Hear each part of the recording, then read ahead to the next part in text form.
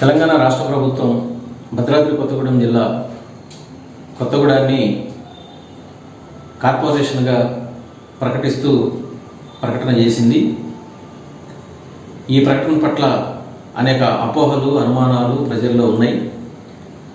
ఈ ప్రకటన నిర్దిష్టంగా లేదు, స్పష్టంగా లేదు, ప్రజలను గందరగోళపరిచేదిగా ఉన్నది అని సిపిఎం భద్రాద్రి కొత్తగూడెం జిల్లా కమిటీ భావిస్తుంది.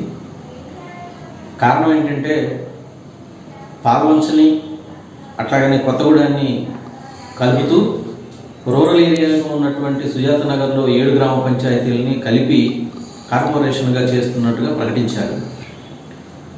దీంట్లో ఏజెన్సీ ప్రాంతంగా ఉన్నటువంటి పాల్వంచ, ఆ పాల్వంచ ఏజెన్సీయా నాన్ ఏజెన్సీనా 170 ఉంది అనే పేరుతోని పాల్వంచ మున్సిపాలిటీకి ఎన్నికలు జరుపుకోకుండా ఇప్పటిదాకా అధికారులు ప్రభుత్వం ఆపారు. మరి ఇప్పుడు ఎన్నికలు జరగకుంటున్నటువంటి పాల్వంచని తీసుకొచ్చి ఎన్నికలు జరిగి పాలకవర్గం ఉన్నటువంటి కొత్తగూడానికి కలపడం ద్వారా కొత్తగూడెంలో కూడా ఎన్నికలు జరుపుకోకుండా ఉండేటటువంటి పన్నాగం ఇది అనేది ప్రజల్లో ఉన్నటువంటి అనుమానం. రెండవది, పాల్వంచ అనేది ఏజెన్సీనా నాన్ ఏజెన్సీనా?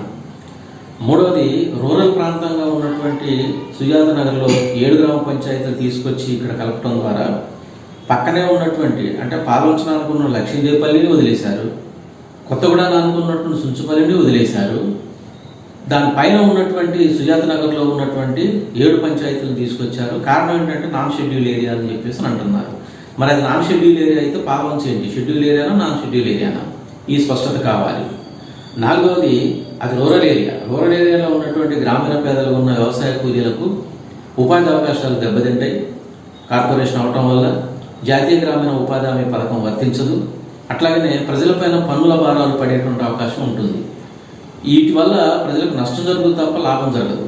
అందుకోసం పట్టణాలని లింకు చేసి ఇక్కడ ఉన్నటువంటి రాజ్యాంగపరమైనటువంటి హక్కులు లేదనుకుంటే ఏజెన్సీ ప్రాంతంలో ఉన్న 170 సమస్యలు వీటిని నివృత్తి చేసి ఇది మున్సిపాలిటీ కార్పొరేషన్ చేయటం అనేది దాన్ని ఎవరైనా స్వాగతిస్తారు. కానీ ఆ సమస్యలు అట్లా ఉండగానే కార్పొరేషన్ చేసినామని చెప్పేసి ఇది అభివృద్ధి కోసం జరుగుతుంది అని చెప్పేసి ప్రభుత్వం చెబితే ఇది ప్రజల్ని మోసం చేయటం అవుతుంది. ఎవరి అభివృద్ధి? కాంట్రాక్టర్ల, రాజకీయ నాయకుల అభివృద్ధి, రియల్ ఎస్టేట్ల అభివృద్ధి, లేదు ప్రజల అభివృద్ధి? ఎవరి అభివృద్ధి కోసం అనేది కూడా ప్రభుత్వం స్పష్టత ఇవ్వవలసిన అవసరం ఉన్నది.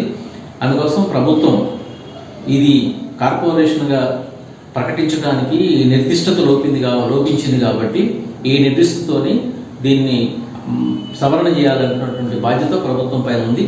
ఇది ప్రజలకు వివరించాలి అని చెప్పేసి సిపిఎం పార్టీగా ప్రభుత్వానికి మేము డిమాండ్ చేస్తున్నాం.